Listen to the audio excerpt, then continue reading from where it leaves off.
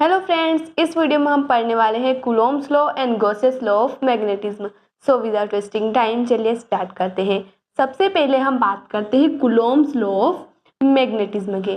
तो कूलोम्ब्स लॉ कहता है कि अगर हमारे पास दो बार मैग्नेट्स हैं, अगर दोनों को पास लाते हैं तो ये दोनों के पोल्स होंगे, और अगर उनके बीच में डिस्टेंस r है और दोनों का जो पोल स्ट्रेंथ है वो Qm1 एंड Qm2 है रिस्पेक्टिवली, तो जो हमारा फोर्स होगा अट्रैक्टिव भी हो सकता है, रिपल्सिव भी हो सकता है। अगर लाइक पोल्स होंगे तो अट्रैक्टिव फोर्स, और अगर अनलाइक पोल्स होंगे तो लाइक पोल्स होंगे तो रिपल्सिव फोर्स, और अनलाइक पोल्स होंगे तो अट्रैक्टिव फोर्स। तो फोर्स जो होगा मैग्नेटिक फोर्स वो डायरेक्टली प्रोपोर्शनल होगा पोल स्ट्रेंथ के प्रोडक्ट के Qm1 Qm2 के, और इन्वर्सली प्रोपोर्शनल होगा डिस्टेंस के स्क्वायर के।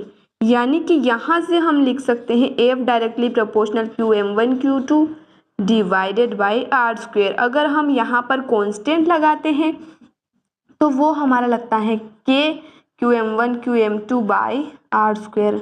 लेकिन जो हमने इलेक्ट्रिक वाले चैप्टर में पढ़ा था, इलेक्ट्रोस्टैटिक्स वाले में, उसमें हमारा K जो था वो कूलोम्ब्स कांस्टेंट था, लेकिन यहाँ पर K हमारा कूलोम्ब कांस्टेंट नहीं है।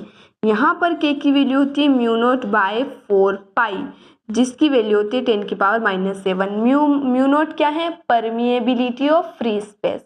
ठीक है गाइस, अब हम बात कर लेते हैं गॉसेस लॉ ऑफ मैग्नेटिज्म की।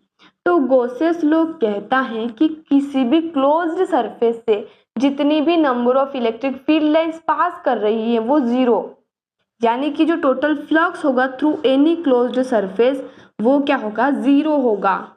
क्यों होगा? क्योंकि मान लीजिए हमारी ये मैग्नेट है, ये क्लोज्ड सरफेस है, तो जितनी लाइंस आ रही हैं उतनी वापस भी जा रही हैं, क्योंकि जो हमारा फील्ड लाइंस होती है वो क्लोज्ड लूप के फॉर्म में होती है, यानी कि जितनी आएगी उतनी जाएगी भी सही। तो किसी भी क्लोज्ड सरफेस से total flux, magnetic flux zero के इक्वल होगा। तो बहुत ईजी था गाइस। ऐसे ही इजी टॉपिक के लिए don't forget to like share subscribe. धन्यवाद।